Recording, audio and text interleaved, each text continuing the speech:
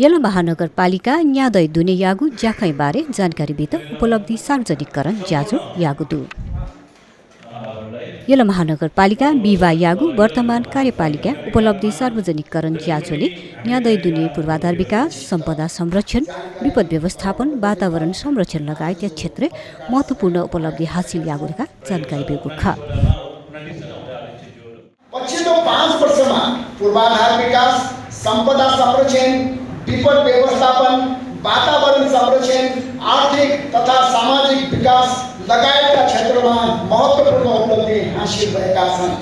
ललितपुर महानगरपालिका देशकै अब्बल र अनुकरणीय काम गर्ने स्थानीय तहको रूपमा देशभित्र र अन्तर्राष्ट्रिय जगतमा समेत स्थापित हुन पुगेको छ। ज्याजोले यलो महानगरपालिका मेयर चिरी बाबु महर्जन थम निर्वाचन इले नगरवासी न्हने यागु फुक बचाउ पुरा याङ फुसान घोषणा पत्र कथा अपाथे जाया नगरका थाइदिल।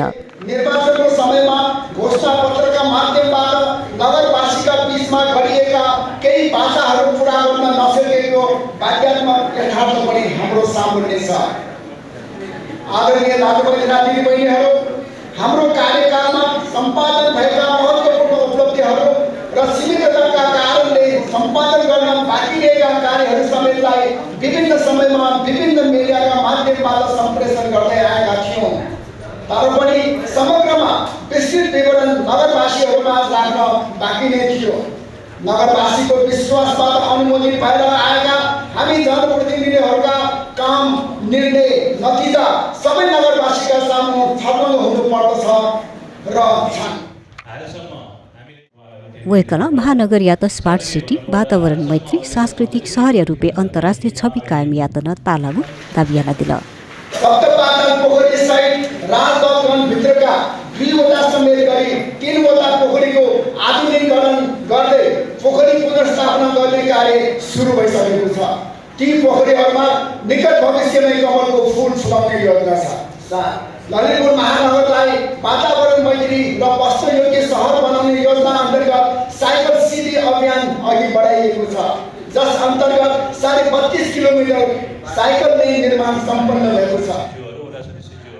अथे ज्याजोले सुइनिगु किलोमिटर न पिच जुगु स्मार्ट सडक व ट्राफिक लाइट, सार्वजनिक संरचना, अपाङ्गता मैत्री साइकल लेन निर्माण जुगु तासे समय फलचालिसे न्यागु मल्याक्क सतह फलचा निर्माण जुगु कार्तिक प्याखाइ लागि 6 करोड टका, खोनाया रुद्रायणी व जल प्याखाइ लागि नेगु लख टका, बुङ्गया नागचा प्याखाइ लागि जिगु लख टका, अक्षेश्वर महाविहार व पाय जात्रा लागि 6 कथा नेगु व न्यागु लख टका अक्षयको स्थापना यागु लगायत जानकारी बेगु खा। आर्थिक अभावमा ऐतिहासिक, धार्मिक, सांस्कृतिक महत्त्व बोकेको जात्रा, पर्व, नाच लगायतका अमूर्त सम्पदा लोप हुन नदिन महानगरले अक्षय कोष स्थापना गरी त्यस्ता सम्पदाहरूलाई प्रवर्धन गर्ने नीति अंगीकार गरेको छ, जस अन्तर्गत कार्तिक नाचका लागि 1 करोड, रुद्रायणी नाचका लागि 50 लाख, हर्षिदी नाचका लागि 50 लाख, अक्षेश्वर महाविहारलाई 20 लाख, पायो जात्रा खड्ग जात्राका लागि 25 लाख र बुङ्गमतीमा देखाइने नाङ्गा जात्राको लागि 10 लाख रुपैयाँको अक्षय कोष स्थापना गरिएको छ।